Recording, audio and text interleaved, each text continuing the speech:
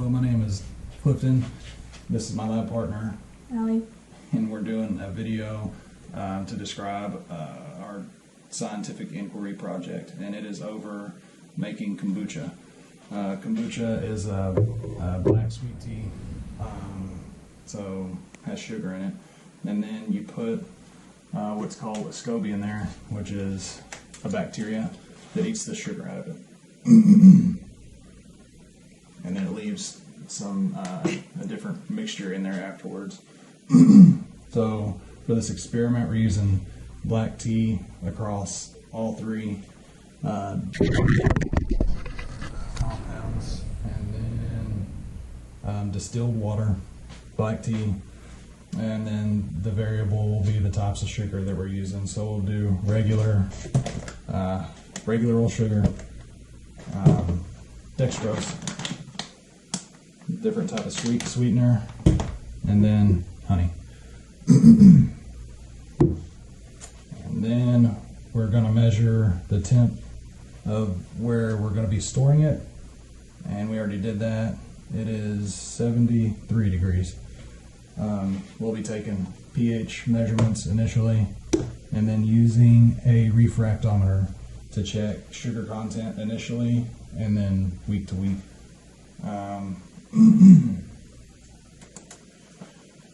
This next we'll go into hypothesis. So I'm going to make sure the purpose is going to be seeing sugar content week to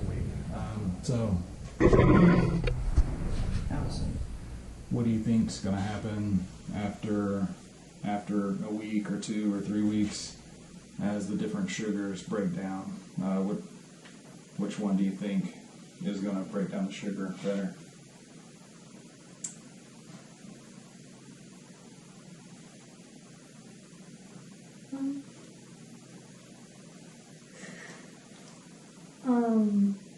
Just pick one. The middle one. The dextrose? Yeah. Why? Just it looks cool. It just sounds like a good option to go with. Yeah. Okay. I cheated and I looked a little bit, so I agree with her. Table sugar is considered what they call a disaccharide. I don't know a lot about that, but di's 2. Dextrose is a monosaccharide. Mono's 1. And then honey is a combination of about 30% di, mono, and whatever. So if you just take the name, disaccharide is going to have to break down from a di to a mono, and then further to break down. Seems like that's going to take longer. The monosaccharide, I think, will break down quicker, ferment quicker, have less sugar, faster. And then the honey, it has a combo of both. So the monosaccharides in the honey are going to break down. The disaccharides are going to take longer. Just based on that, dextrose should have less sugar as we progress through the weeks. Honey should come in second because it's got some monosaccharides, probably 30%, I think it was. Then the granulated sugar is all disaccharides, so it's going to take longer to break down. It'll break down, but it's going to be at a slower rate, and we'll see what that is. Have a pH meter to read pH. We have a refractometer. That's to measure the sugar content in there. We'll use a temperature gauge to measure temp of the room and the temperature of the solutions as we go through the experiment. And then we'll also calculate hydrogen ion concentrations and moles per liter. Also, in the introduction for this, there's a little, I may attach this in the video if I can figure out how to do that somehow, but there's a breakdown of kind of a chemical equation of disaccharide, but you can see that there's 2 there. And then monosaccharide is 1. With the dextrose, we're starting here. With just table regular sugar, we're starting here. And it's going to have to go from here to here to here to get to the destination. we're taking a shortcut with the dextrose. So if the dextrose doesn't come in first or eat the sugar faster, I'll be surprised. Alrighty.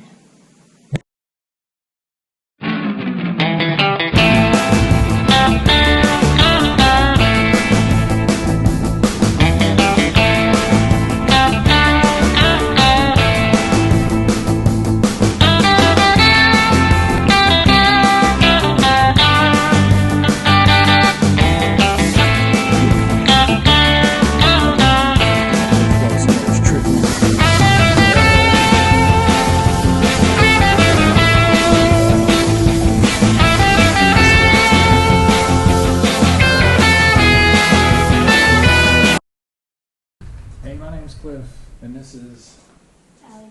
and we're doing our conclusion video on our scientific inquiry project where we made kombucha using 3 different sweeteners.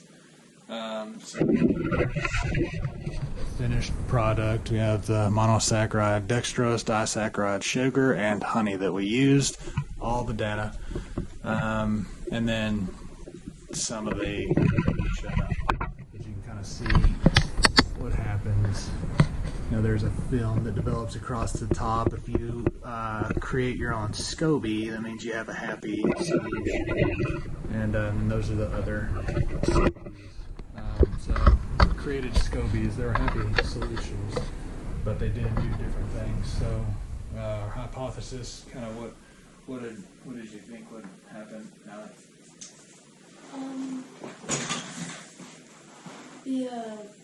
I thought the dextrose would break down quicker because it's like more fine and thinner than like the sugar or the honey. So Yeah. like, Figured it'd ferment faster.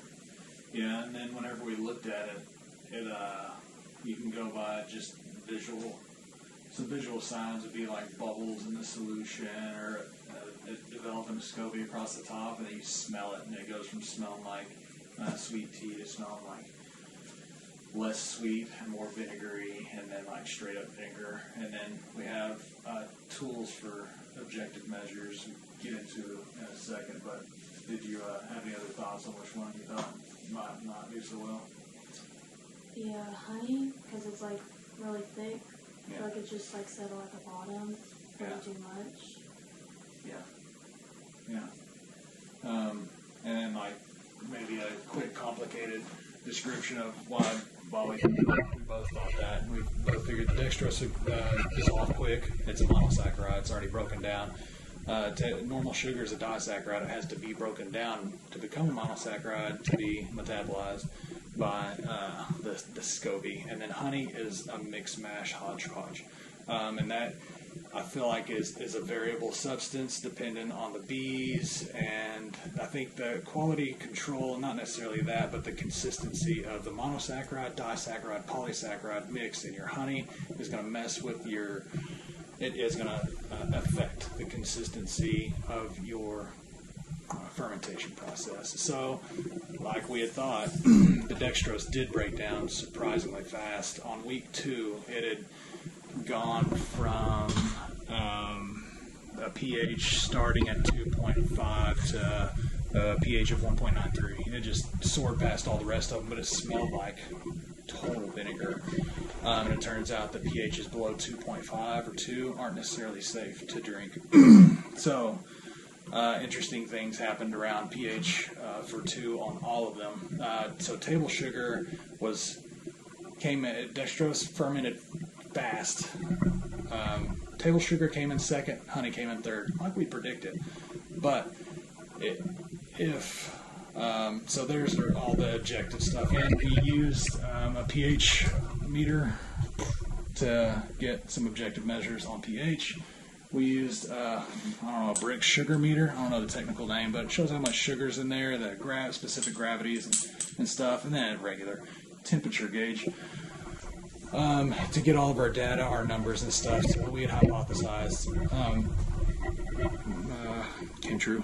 It worked out that way. But what we had learned in that is I was thinking, man, dextrose would be the thing to go to make your kombucha. It ferments so fast, really, really fast, and it was good for making like cleaning vinegar, but I'm not sure how consistent a product you'd have. It ferments really fast. You need some time for some of these things to happen to generate decent taste and stuff like that. The table sugar broke down consistency and at a decent pace to where you could monitor it better. It broke down over weeks and not days. The monosaccharide dextrose just blew through that stuff really fast.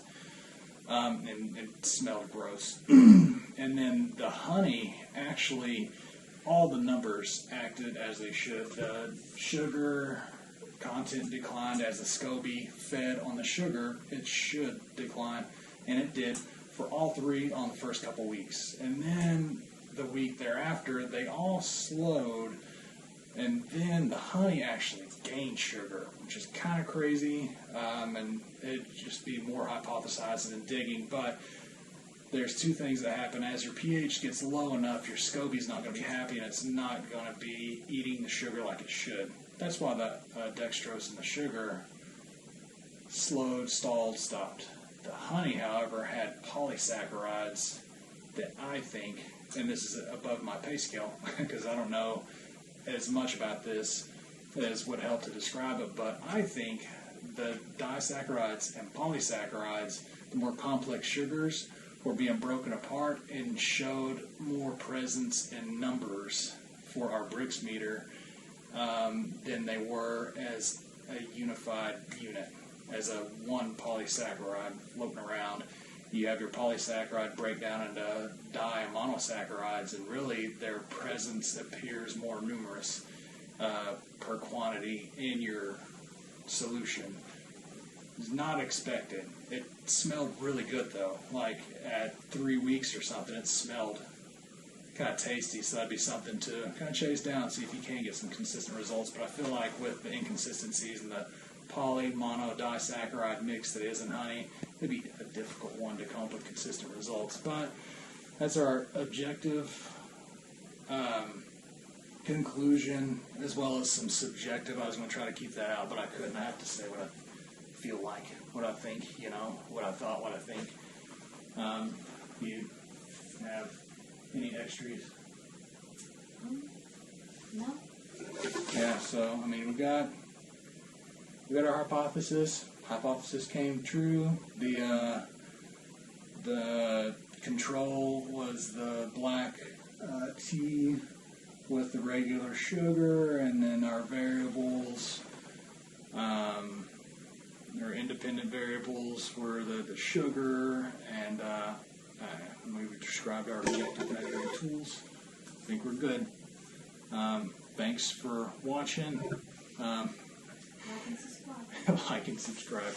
JK, sorry the video is so long.